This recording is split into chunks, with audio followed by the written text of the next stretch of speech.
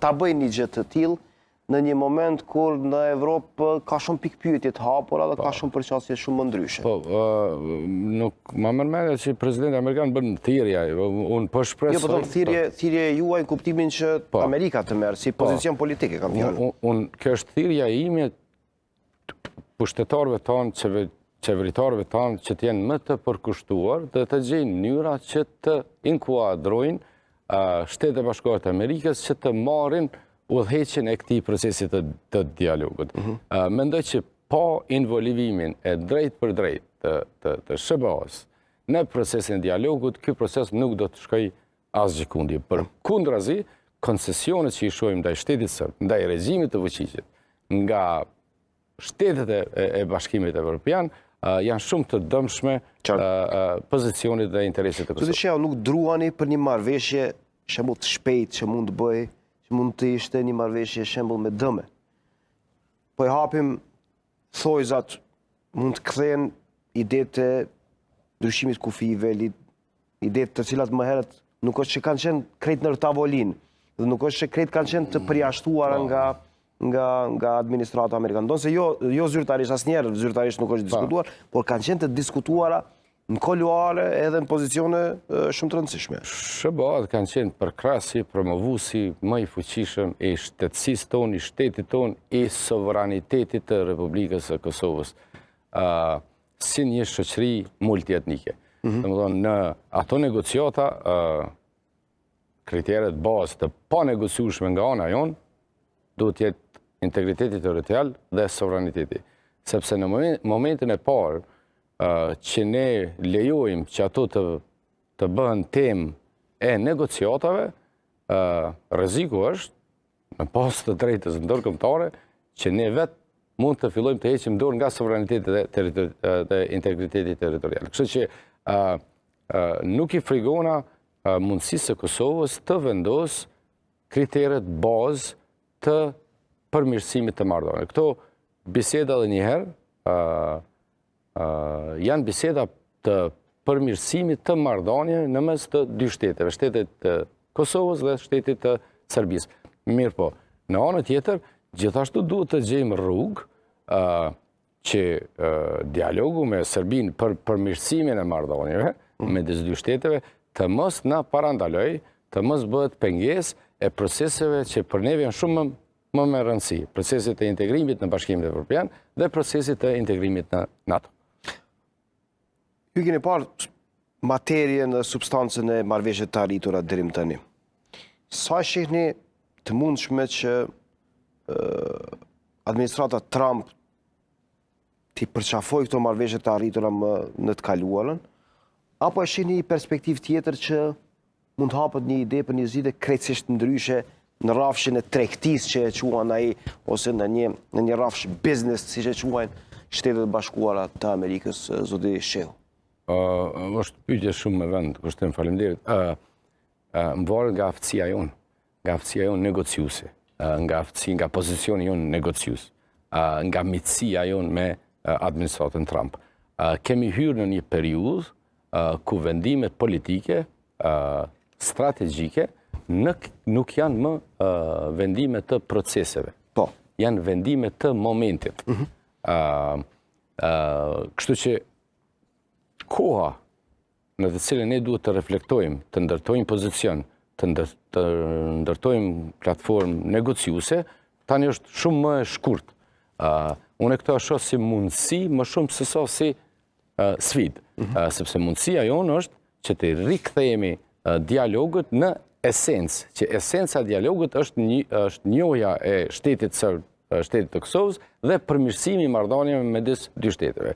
Serbia sot është shteti serb, regjimi serb është shumë më i varur në proceset e veta euroatlantike se sa Kosova për arritjen e kësaj marrëveshje. Këto duhet ta shfrytëzojmë.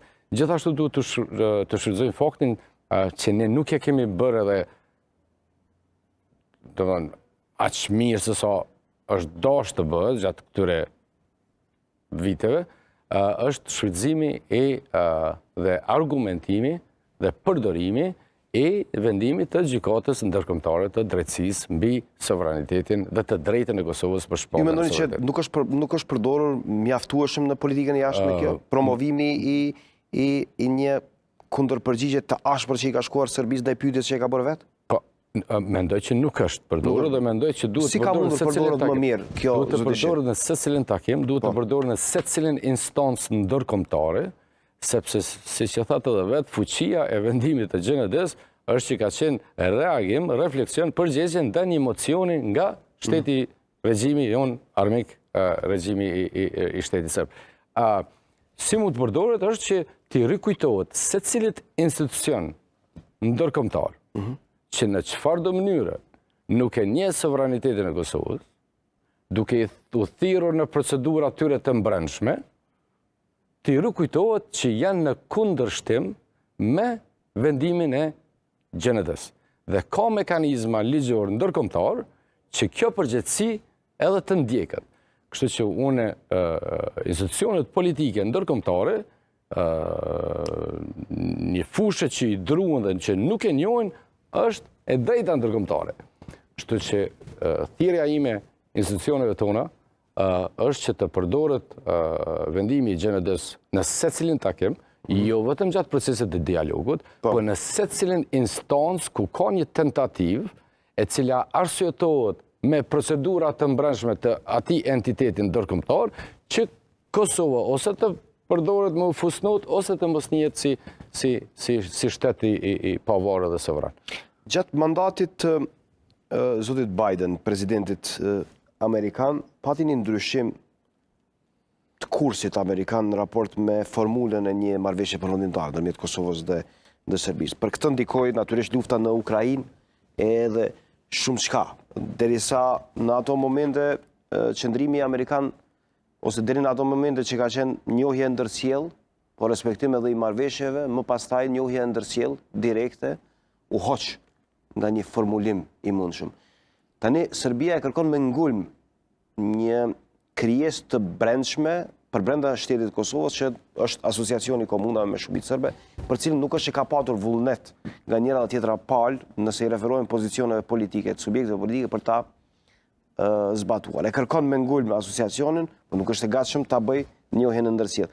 Sa është realiste që një marrëveshje ndërmjet Kosovës dhe Serbisë mund të jetë e qëndrueshme pa e patur njohjen de facto dhe de jure, po e quaj njohjen formale të ndërsjellë, kur do dijej se cili do t'ishte pozicioni i Kosovës dhe se cili do t'ishte pozicioni i Serbisë. Apo është e dëmshme që të lejohet krijimi i asociacionit pa patur njohje të ndërsjellë, duke e ditur që e ke një shtet që të lufton nëpërmjet një mekanizmi dhe atë mekanizëm e krijon ose e ka shtesë eventualisht. Problemi me kur nuk është paraqit asociacioni si një kusht, ndërlidhet me disa lëshime që ne i kemi bërë më herët. Po filloj me çështjen e, që s'është është harru, çështjen e tabelave, ku ka fillu një antagonizëm i qartë midis, edhe ka fillu të ngecë procesi i bisedimeve Kosovë-Serbi. Sot Republika e Italisë tabelat i ka I.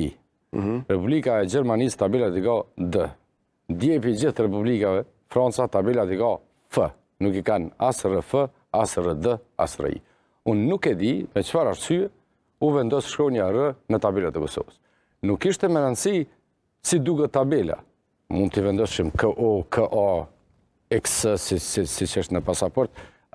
Ishte me rëndësi që të legjitimohet një herë përgjithmonë autoriteti i cili i lëshon dhe administron tabela. Ajo është vetëm një segment, zoti. Po aty filloi arsyetimi që qytetarët serb të Kosovës kanë të drejtën të kërkojnë jashtë kornizës ligjore zgjedhje për të mirën